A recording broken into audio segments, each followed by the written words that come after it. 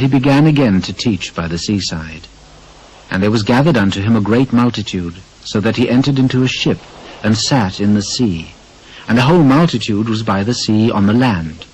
And he taught them many things by parables, and said unto them in his doctrine, Hearken! Behold, there went out a sower to sow. And it came to pass, as he sowed, some fell by the wayside, and the fowls of the air came and devoured it up. And some fell on stony ground, where it had not much earth, and immediately it sprang up, because it had no depth of earth. And when the sun was up, it was scorched, and because it had no root, it withered away. And some fell among thorns, and the thorns grew up and choked it, and it yielded no fruit. And other fell on good ground, and did yield fruit that sprang up and increased, and brought forth some 30, and some 60, and some 100. He that hath ears to hear, let him hear. And when he was alone, they that were about him with the 12 asked of him the parable. And he said unto them, Unto you it is given to know the mystery of the kingdom of God. But unto them that are without, all these things are done in parables, that seeing they may see and not perceive, and hearing they may hear and not understand, lest at any time they should be converted, and their sins should be forgiven them. Know ye not this parable? And how then will ye know all parables? The sower soweth the word. And these are they by the wayside where the word is sown. But when they have heard, Satan cometh immediately, and taketh away the word that was sown in their hearts.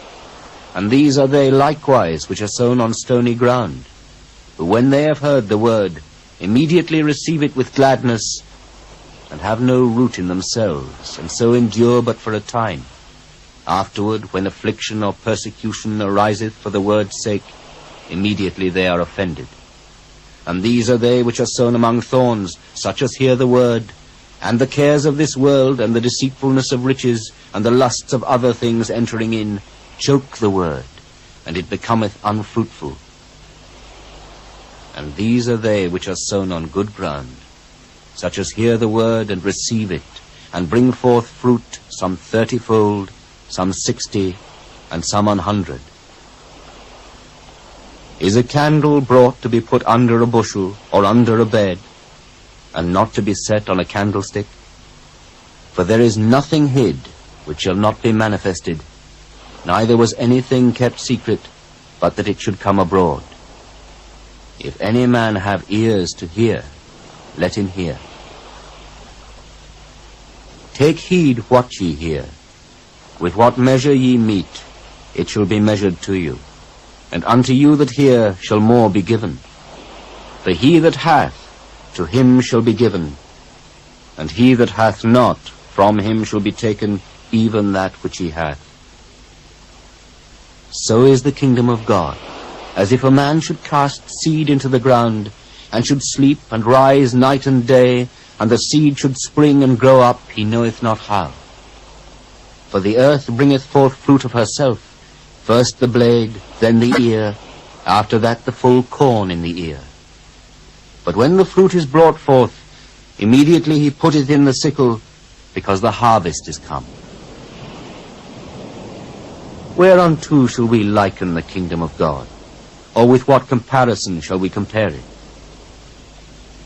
It is like a grain of mustard seed, which, when it is sown in the earth, is less than all the seeds that be in the earth. But when it is sown, it groweth up, and becometh greater than all herbs, and shooteth out great branches, so that the fowls of the air may lodge under the shadow of it. And with many such parables spake he the word unto them, as they were able to hear it. But without a parable spake he not unto them. And when they were alone, he expounded all things to his disciples. And the same day, when the even was come, he saith unto them, Let us pass over unto the other side. And when they had sent away the multitude, they took him even as he was in the ship. And there were also with him other little ships. And there arose a great storm of wind, and the waves beat into the ship, so that it was now full. And he was in the hinder part of the ship, asleep on a pillow. And they awake him, and say unto him, Master, carest thou not that we perish? And he arose, and rebuked the wind, and said unto the sea, Peace, be still. And the wind ceased, and there was a great calm. And he said unto them, Why are ye so fearful? How is it that ye have no faith?